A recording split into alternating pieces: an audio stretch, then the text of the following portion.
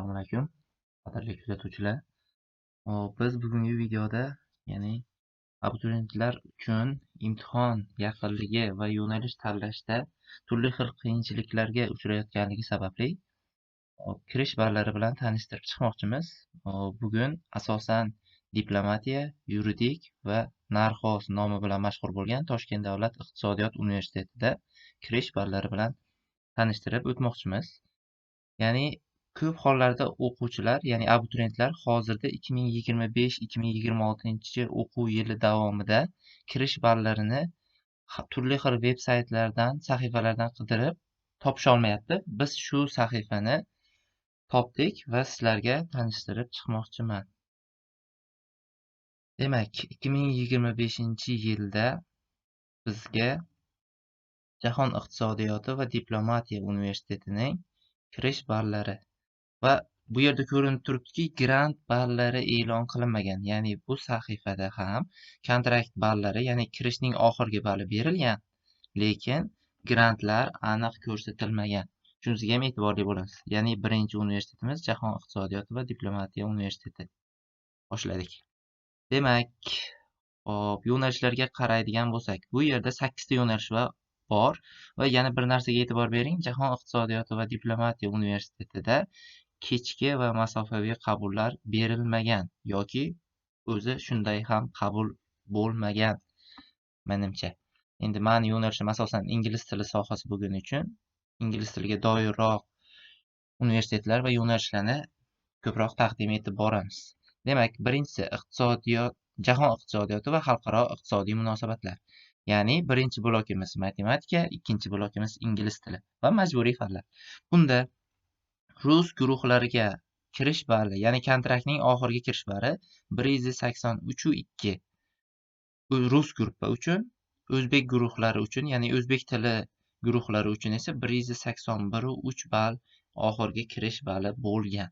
Bu degani juda ham yuqori ball ko'rsatkichiga ega universitetlar qatorida yetakchi o'rinni egallagan.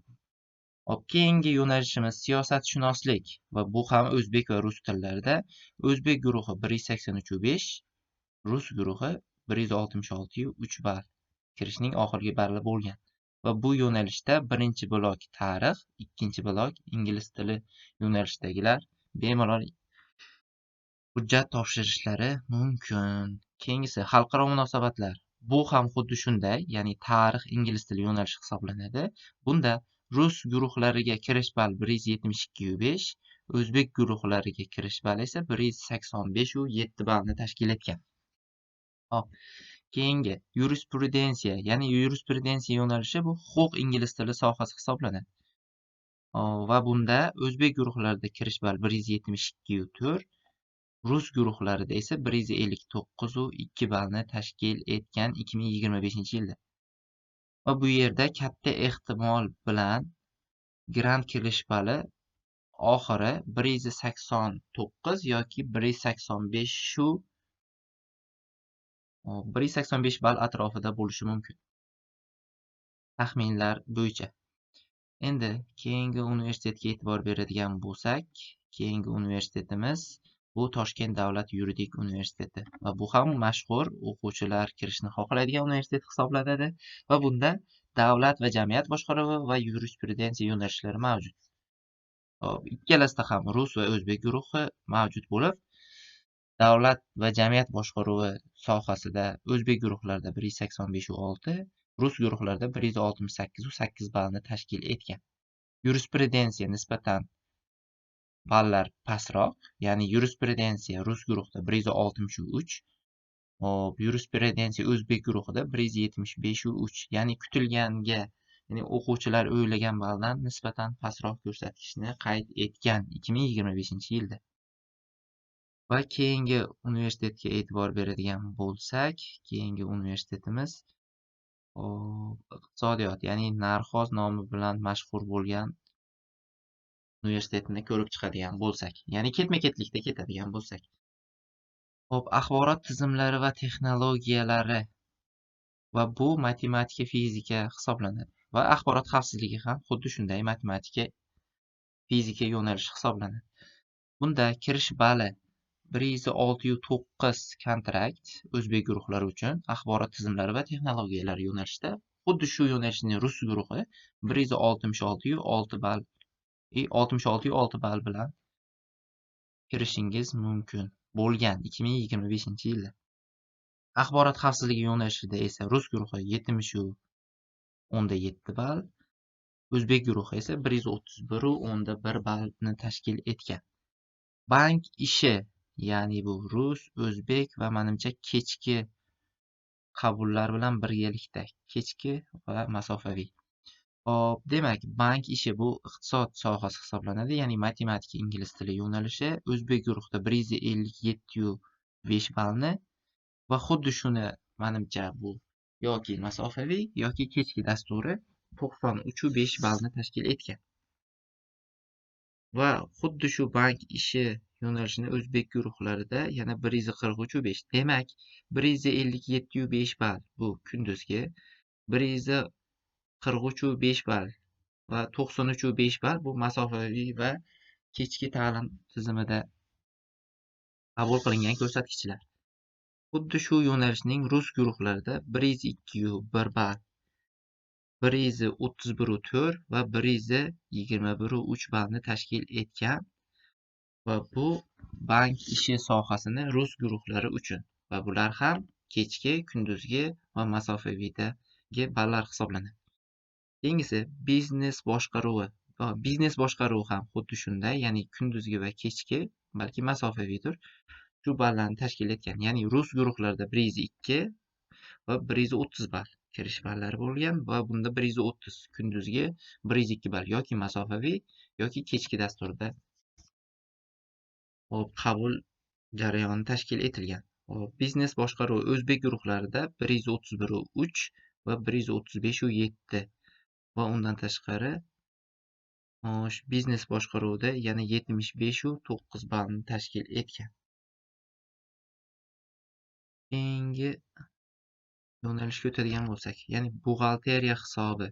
Buxgalteriya hisobi bu ham matematika, ingliz tili yo'nalishi hisoblanadi. Ya'ni bunda 82-1, 138-8, 148-2, rus guruhlarida esa 98-2 va 127-2 ball, 127-3, 127-3 ballni tashkil etadi. Inson resurslarini boshqarish. Ya'ni masofaviy, kechki va kunduzgi o'quv tizimidagi qabul qilingan ballar, ya'ni inson resurslarini boshqarish ham matematika, ingliz tili fanlarini o'z ichiga oladi. 119-2, 56-8 va 114-4 ballni tashkil etgan. Va keyingi yo'nalishimiz mashhur iqtisodiyot, tarmoqlar va sohalar. Va bunda o'zbek guruhlarida qayd etilgan ballar 154-7, 112-7 va 169-3. Xuddi shu iqtisod tarmoqlari sohalarini rus guruhlari uchun ballar 116 ball, 157-4, 130-2 ballni tashkil etgan.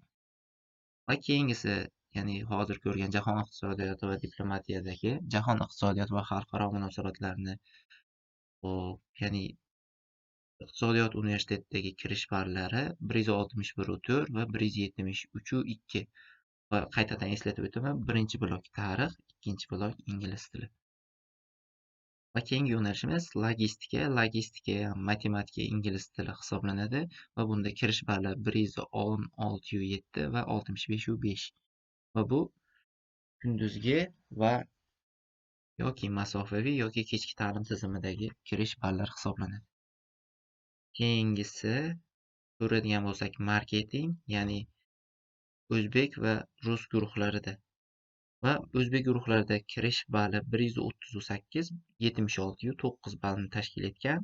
Va bu ta'lim shakliga ko'ra farq qilishi mumkin, ya'ni kunduzgi, kechki yoki masofaviy. Shunisiga qarab. Va xuddi shuni rus guruhlari uchun 104-3 menejment ham rus va o'zbek guruhlariga va shuningdek kunduzgi, kechki, masofaviy ta'lim shakliga bo'lingan. Bunda rus guruhlarida kirish ballari 124, 95 va 135-5 ballni tashkil etgan. va xuddi shu menejment yo'nalishini o'zbek tili guruhlari uchun 135 74 va 148 ballni tashkil etgan. Keyingi yo'nalishimiz moliya va moliyaviy texnologiyalar. Va bu ham matematika, ingliz tilini o'z ichiga qamrab oladi. O'zbek guruhlarida, ya'ni 3 ta ta'lim shakliga ko'ra qabul jarayoni tashkil etilgan: kunduzgi, kechki va masofaviy.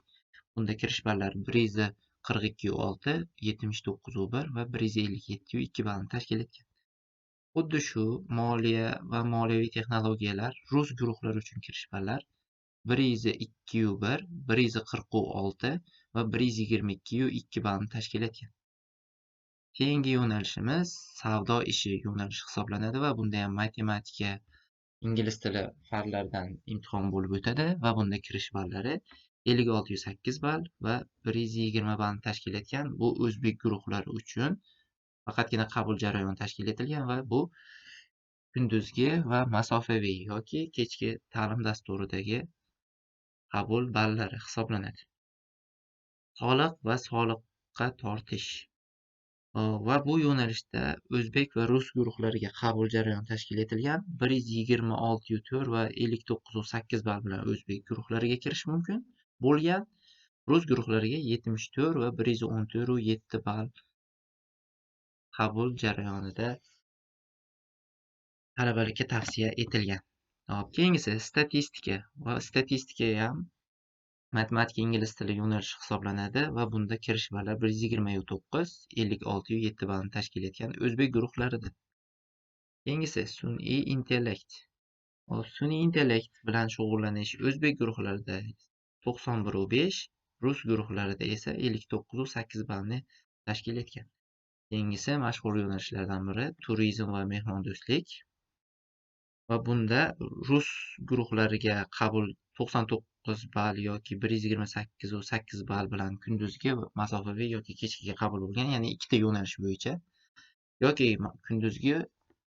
kunduzgi aniq bor, masofaviy yoki kechkidan bittasini tanlovi bo'lgan. Ya'ni yoki masofaviy yoki kechkiga qabul jarayoni tashkil etilmagan. Va xuddi shu o'zbek guruhlarida ham xuddi shu holat, ya'ni menimcha kechki ta'lim shakliga qabul jarayoni tashkil etilmagan. Menimcha 126.8 va 78.9 ball bilan o'zbek guruhlari turizm sohasiga o'qishga qabul tashkil etilgan. Va bu ko'rsatkich 2025-yilni ko'rsatkichlari hisoblanar ekan.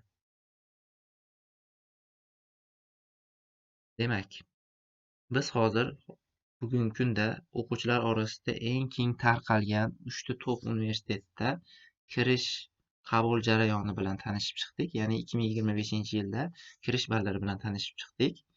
Agar kimgadir birorta universitet yoki soha bo'yicha, ya'ni ma'lum bir soha bo'yicha O'zbekiston bo'ylab kirish ballari kerak bo'ladigan bo'lsa, kommentariyada fikrlaringizni bildirib qoldiring va biz sizga shu ma'lumotlarni yetkazishga harakat qilamiz.